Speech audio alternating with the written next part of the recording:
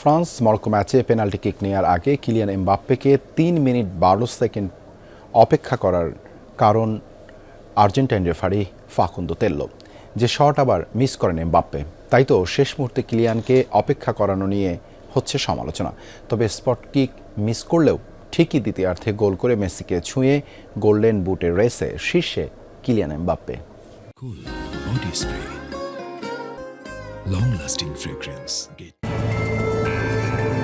France Morocco high voltage quarter ফাইনালের আগে আলোচনায় ছিল ৫ সদস্যের আর্জেন্টাইন রেফারি প্যানেল। ফ্রান্স ২-০ গোলের সহজ জয়ে সেমিতে পৌঁছেছে, কিন্তু আর্জেন্টাইন রেফারি ফাকুন্দো তেল্লো আর তার সহকারীদের পারফরমেন্সটা কেমন ছিল এই ম্যাচে নিশ্চিতভাবেই প্রশ্নটা জাগতে পারে আপনার মনে। মোটা দাগে বললে ভালোভাবেই ম্যাচ শেষ করেছেন তেল্লো ও তার দল। তবে একটি ঘটনা ম্যাচ শেষে জন্ম দিয়েছে প্রশ্নের। ম্যাচের ২৫ মিনিটে নিজেদের ডি বক্সে এমবাপ্পের গতির কাছে পরাস্ত হয়ে তাকে ফাউল করেন মরক্কোর ডিফেন্ডার মাজরাউই। সঙ্গে সঙ্গেই পেনাল্টি দেন রেফারি তেল্লো।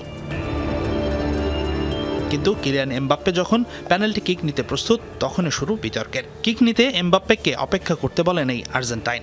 স্পট কিক নেবার আগে ৩ মিনিট ১২ সেকেন্ড অপেক্ষা করতে হয় কিলিয়ানকে। এরপর এমবাপ্পের নেওয়া শুট রুখে দেন মরক্কোর গোলরক্ষক ইয়াসিন বোনো। এই ঘটনার পর চর্চায় উঠে ভিআরের এই লম্বা চেক। কেন শেষ মুহূর্তে এত অপেক্ষা, যখন প্রথম রিপ্লেতেই দেখা গিয়েছিল পরিষ্কার ফাউল হওয়ার বিষয়টি? তবে ভিআর বিল্ড আপ চেক করছিল বারবার, সে কারণেই এই অপেক্ষা, আর তাতেই মনোসংযোগ হারিয়েছেন কিলিয়ান, দাবি অনেকের।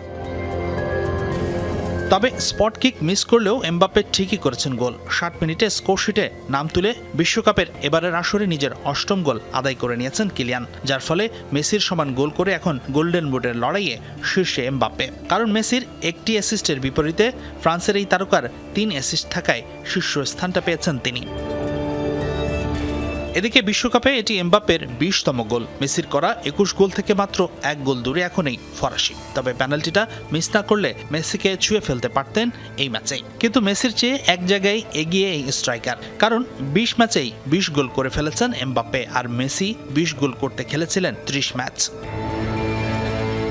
হাসানুর রহমান, যমুনা স্পোর্টস।